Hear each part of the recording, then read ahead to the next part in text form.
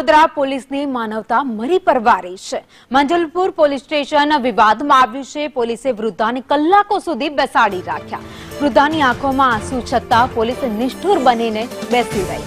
મીડિયાના અહેવાલ બાદ પોલીસ દોડતી થઈ અને પોલીસે ફરિયાદ લીધી। પુત્ર અને પુત્રવધુએ માર મારતા જ આ વૃદ્ધા પોલીસ સ્ટેશન ફરિયાદ નોંધાવવા માટે પહોંચ્યા હતા, પરંતુ પોલીસ વાળાઓની માનવતા મરી પરવારી હતી। વૃદ્ધાને કલાકો સુધી પોલીસ સ્ટેશનની બહાર બેસાડી રાખવામાં આવ્યા।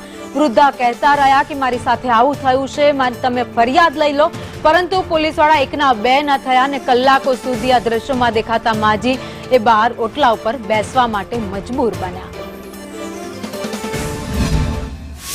તમે કેટલા વાગે તો બેઠા છો અહીં?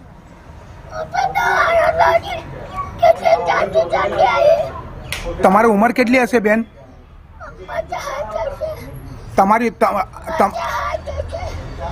ઉંમર આમ કરો, તમને કઈ વાગેલું છે? આમ કરો, હા દેખાય।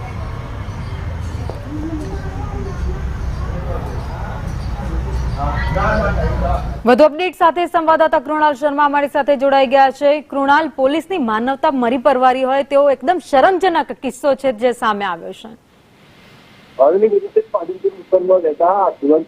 પરમાર 80 વર્ષે વૃદ્ધા છે કે તેમનો નાનો દીકરો મરણ પામ્યો છે। મોટો દીકરો અને પુત્ર તેમને બાજુના મકાનમાં જોકે અવારનવાર ઝઘડા થતા રહે છે, જેમાં ગતરોજ તેમની પુત્રવધુએ આ વૃદ્ધા સુરતબેન પરમારને પથ્થર માર્યો હોવાનું પણ તેઓનો આરોપ કર્યો। તેને લઈને તેઓ ગતરોજ માંજલપુર પોલીસ સ્ટેશન પહોંચ્યા હતા અને ગતરોજ બીજી તરફ ફાયરિંગની પણ ઘટના બનતા પોલીસ ત્યાં પહોંચી હતી અને આ વૃદ્ધાને ગજડવાનો વારો આવ્યો હતો।